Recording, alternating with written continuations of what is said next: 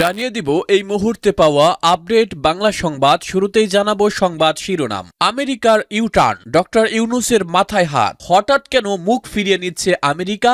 আওয়ামী লীগকে মাইনাস করার বড় মাশুল দিচ্ছে সরকার। বড় কোনো নিষেধাজ্ঞার কবলে পড়তে যাচ্ছে আগামী 12 ফেব্রুয়ারি নির্বাচন। এরপরে জানিয়ে দিব খবর পেয়েই নিবন্ধিত দলের মধ্যে নির্বাচনে অংশ নিচ্ছে না 9 দল। আওয়ামী লীগ বলছে এটা আমাদের জন্য প্লাস পয়েন্ট। নির্বাচনে অংশগ্রহণ না করলেই বৈধতা পাবে না ইউনূসের এই সাজানো নির্বাচন। জানিয়ে দিব আওয়ামী লীগের পথে হেঁটেই নির্বাচন থেকে সরে দাঁড়াচ্ছে কোন কোন দলগুলো।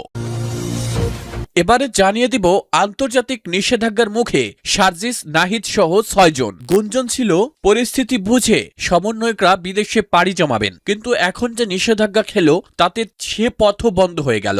এখন কি করবে অন্তর্বর্তী সরকারের এই সমন্বয়করা? এবং সবশেষে জানিয়ে দিব হামলার শঙ্কায় তারেক রহমান। চেয়ারম্যান হওয়ার পর তারেকের প্রথম জেলা সফর নির্বাচন কমিশনের নির্দেশে বাতিল করল। এতক্ষণে সংবাদ শিরোনামগুলো শুনছিলেন, এবারে বিস্তারিত।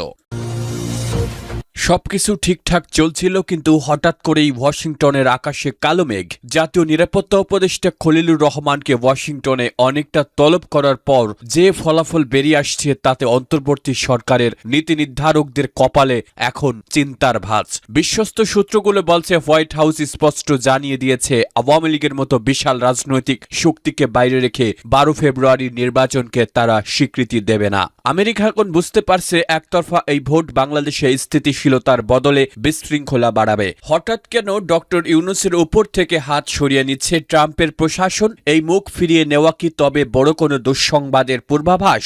রাজপথে এবং সামাজিক যোগাযোগ মাধ্যমে এখন একটাই প্রতিধ্বনি, এই ভোট মানি না। সাধারণ মানুষের এই ক্ষোভের সাথে এখন সুর মেলাচ্ছে ওয়াশিংটনও। আমেরিকার স্টেট ডিপার্টমেন্টের সাম্প্রতিক কিছু অভ্যন্তরীণ নথিতে ইঙ্গিত দেওয়া হয়েছে যে অন্তর্ভুক্তিমূলক নির্বাচন না হলে বাংলাদেশের উপর নতুন করে বাণিজ্য নিষেধাজ্ঞা বা জিএসপি সুবিধা বাতিলের মতো কঠোর পদক্ষেপ আসতে পারে। ইউনূস সরকার যে গণতান্ত্রিক সংস্কারের কথা বলে সময় ক্ষেপণ করছিল, আমেরিকা কি তবে তাতে বীতশ্রদ্ধ?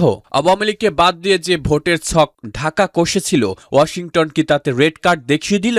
দাবার ছকে ডক্টর ইউনূস এখন আক্ষরিক অর্থেই কোণঠাসা। দিল্লি আগে থেকেই বেঁকে বসেছিল, আর এবার খোদ আমেরিকা মুখ ফিরিয়ে নেওয়ায় অন্তর্বর্তী সরকার এখন চরম আন্তর্জাতিক সংকটে। 12 ফেব্রুয়ারির ব্যালট পেপার কি তবে শুধু কাগজের টুকরো হয়ে থাকবে? যদি আমেরিকা এই নির্বাচনকে অবৈধ ঘোষণা করে তবে দেশের অর্থনীতি আর বৈদেশিক সম্পর্কের কি হবে? জননেত্রী শেখ হাসিনার সেই কথাই কি তবে সত্য হতে যাচ্ছে যে আওয়ামী লীগ ছাড়া বাংলাদেশে গণতন্ত্র অচল? নিবন্ধিত দলের মধ্যে নির্বাচনে অংশ নিচ্ছে না 9 দল। নির্বাচন কমিশনের নিবন্ধিত 60টি দলের মধ্যে আসন্ন ত্রয়োদশ জাতীয় সংসদ নির্বাচনে এবার অংশ নিচ্ছে না 9টি দল। অংশগ্রহণকারী দলগুলোর মধ্যে 29টি দল প্রতিদ্বন্দ্বিতা করছে 1 থেকে সর্বোচ্চ 20টি আসনে, আর 100 আসনে প্রার্থী দিতে পেরেছে শুধুমাত্র 5টি দল। যদিও এবার নির্বাচনে নেই কার্যক্রম নিষিদ্ধ আওয়ামী লীগ ও তাদের শরিক 14 দল। বিশেষজ্ঞরা বলছেন দীর্ঘদিন পর ভোটের আমেজ ফিরে আসায় এতে প্রশ্নবিদ্ধ হবে না নির্বাচন। অন্যদিকে নিবন্ধিত হয়েও কিছু ছোট দলের অংশগ্রহণ ও প্রার্থী সংকটে বড় দলগুলোর বাইরে বিকল্প শক্তি গড়ে উঠছে না বলেও মনে করেন তারা। ছাত্র জনতার গণ অভ্যুত্থানে ক্ষমতাচ্যুত আওয়ামী লীগ সরকারের অধীনে বিগত 3 জাতীয় সংসদ নির্বাচন নিয়েই আছে বিতর্ক। 2014 ও 2024 সালের নির্বাচনে অংশ নেয়নি বিএনপি, জামায়াতে ইসলামী ছাড়াও জোট বা বাম দলগুলো। তবে 2018 সালের নির্বাচনে দলগুলো অংশ নিলেও তা অবাধ ও নিরপেক্ষ ছিল না। আওয়ামী লীগের কার্যক্রম নিষিদ্ধ হওয়ায় এবার নির্বাচনে অংশ নিতে পারছে না। নির্বাচনে নেই জাতীয় সমাজতান্ত্রিক দল ছাড়া 14 দলের শরিক দলগুলো। অন্তর্বর্তী সরকারের অধীনে ত্রয়োদশ সংসদ নির্বাচনে নিবন্ধিত 60টি দলের মধ্যে ভোটের মাঠে নেই 9টি দল। দলগুলো হলো তৃণমূল, বিএনপি, বিএনএম, বাংলাদেশের সাম্যবাদী দল, কৃষক শ্রমিক জনতা লীগ, আওয়ামী লীগ, বিকল্পধারা বাংলাদেশ, ন্যাপ, ওয়ার্কার্স পার্টি ও বাংলাদেশ তরিকত ফেডারেশন। নতুন পুরনো 23টি দলের প্রার্থী সংখ্যা 1 থেকে 10 এর মধ্যে। বিএনপি 331টি, জামায়াতে ইসলামী 276টি, জাতীয় পার্টি 224টি, ইসলামী আন্দোলন বাংলাদেশ 268টি আসনে প্রার্থী দিয়েছে। আন্তর্জাতিকভাবে নিষিদ্ধ সার্জিস নাহিদ সহ ৬ নেতা। বড় ধাক্কা খেল অন্তর্বর্তী সরকার। কেন এই ব্ল্যাকলিস্ট? পর্দার আড়ালে কি বড় কোনো পরিবর্তন আসতে চলেছে? গুঞ্জন ছিল যে পরিস্থিতি বুঝে সমন্বয়করা বিদেশে পাড়ি জমাবেন। এবার নিষেধাজ্ঞার কবলে এই ৬ জন। বিদেশে যেতেও তাদের বড় নিষেধাজ্ঞা। এবার তারা কি করবেন? বাংলাদেশে চলমান অস্থিরতার মাঝে এক চূড়ান্ত দুঃসংবাদ। আন্তর্জাতিক নিষেধাজ্ঞার আওতায় এলেন বর্তমান শাসন ব্যবস্থার প্রভাবশালী ৬ জন শীর্ষ ব্যক্তিত্ব। ২৪-এর বিপ্লবের সমন্বয়ক সার্জিস আলম, হাসনাত আব্দুল্লাহ, মাহফুজ আলম এবং তথ্য উপদেষ্টা নাহিদ ইসলাম সহ মোট ৬ জনের উপরই কঠোর আন্তর্জাতিক বিধিনিষেধ আরোপ করা হয়েছে। যদিও উপদেষ্টা পদে নেই নাহিদ ইসলাম। এই খবরের পর থেকেই প্রশাসনের উচ্চ মহলে শুরু হয়েছে চরম আতঙ্ক। এই ৬ জনের গতিবিধি এখন বিশ্বজুড়ে সীমাবদ্ধ হয়ে পড়ছে। কিন্তু প্রশ্ন হলো, হঠাৎ কেন আন্তর্জাতিক পরিমণ্ডলে এই তরুণ নেতাদের জন্য দরজা বন্ধ হয়ে গেল? তারা কি তবে বড় কোনো বিশ্বশক্তির চক্ষুশূল হলেন? তথ্য বিশ্লেষণ করলে দেখা যায় এই নিষেধাজ্ঞার মূল উৎসটি এখন প্রতিবেশী দেশ ভারত। ভারতের পররাষ্ট্র মন্ত্রণালয় এবং দিল্লির জাতীয় নিরাপত্তা সংস্থাগুলো সমন্বিতভাবে এই ৬ জনের নাম কালো তালিকায় তুলেছে।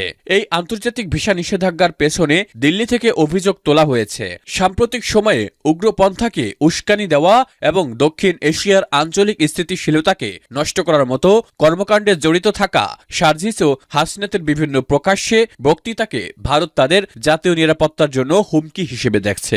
দিল্লির এই রেড কার্ড কেবল এই ৬ ব্যক্তির জন্য নয়, বরং ঢাকার বর্তমান নেতৃত্বের জন্য এক কড়া আন্তর্জাতিক বার্তা। আন্তর্জাতিকভাবে নিষিদ্ধ হওয়ায় এই ঘটনা এই নেতাদের ইমেজে এক বিশাল ধাক্কা। যারা এতদিন বিশ্ব দরবারে বাংলাদেশের নতুন পরিচয় তুলে ধরার কথা বলেছিলেন, এখন তাদের নিজেদের প্রবেশ অধিকারী প্রশ্নের মুখে। দিল্লির এই সিদ্ধান্তের পর ইউরোপ বা আমেরিকার মতো অন্য মিত্ররাও একই পথ অনুসরণ করবে। সার্জিস নাহিদের এই কালো তালিকাভুক্ত হওয়া কি তবে বাংলাদেশের রাজনীতিতে কোনো বড় ধসের সংকেত?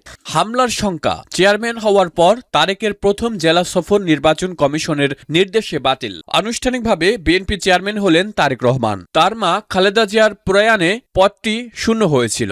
কার্যনির্বাহী চেয়ারম্যান তারেক রহমানই এতদিন দল পরিচালনা করছিলেন। এবার আনুষ্ঠানিকভাবে চেয়ারম্যান হলেন তিনি। তবে দলীয় সুপ্রিমো হওয়ার পরবর্তী সময়টি তার জন্য মোটেই সুখকর ছিল না। রবিবার থেকে ৪ দিনের জন্য তার বাংলাদেশের উত্তরাঞ্চলের শহরগুলিতে সফর করার কথা ছিল। মোট ৯টি জেলায় নির্বাচনী প্রচার এবং অন্যান্য কর্মসূচি ছিল তার। তারেককে দল আনুষ্ঠানিকভাবে পার্টির চেয়ারম্যান ঘোষণার পরই নির্বাচন কমিশন বিএনপিকে বলছে দলের চেয়ারম্যানের এই সফর স্থগিত রাখতে। ওয়াকিবহল মহলের খবর, বাংলাদেশে এখন যেহেতু নির্বাচন প্রক্রিয়া চালু হয়ে গিয়েছে, তাই কমিশনকে দিয়ে সফর স্থগিতের কথা বিএনপিকে জানানো হয়। আসলে সিদ্ধান্তটি সরকারের। নিরাপত্তা সমস্যার কথা বিবেচনায় রেখে কমিশনকে দিয়ে এই সিদ্ধান্ত বিএনপিকে জানানো হয়েছে। কমিশনের এই সিদ্ধান্ত মেনে নিয়েও বিএনপি তা নিয়ে ক্ষোভ প্রকাশ করেছে। শুক্রবার রাতে দলের স্থায়ী কমিটির বৈঠক বসে। সেই বৈঠক শেষে দলের মহাসচিব মির্জা ফখরুল ইসলাম আলমগীর সাংবাদিকদের বলেন, নানাভাবে চেষ্টা চলছে নির্বাচন পিছিয়ে দেওয়ার। একের পর এক হিংসা এবং হত্যাকাণ্ড তার ইঙ্গিত। এই সিদ্ধান্ত বাংলাদেশের প্রায় সব দলকেই নিরাপত্তা নিয়ে চিন্তায় ফেলেছে। তারেক রহমানের উত্তরাঞ্চল সফর নির্বাচন কমিশন কেন স্থগিত রাখলো তার কারণ প্রকাশ করেননি মির্জা ফখরুল ইসলাম আলমগীর। তবে ওয়াকিবহল মহল জানিয়েছে এর প্রধান কারণ নিরাপত্তা নিয়ে শঙ্কা। গত ২৫ ডিসেম্বর তারেক রহমান দেশে ফেরার দিন তাকে ৬ স্তরের নিরাপত্তা দেওয়া হয়েছিল। যদিও বিএনপি এখনো পর্যন্ত তারেকের নিরাপত্তা নিয়ে কোনো অভিযোগ তোলেনি। সরকারি নিরাপত্তা ছাড়াও বিএনপি চেয়ারম্যানের জন্য বরাদ্দ দলীয় নিরাপত্তাও তিনি পাচ্ছেন।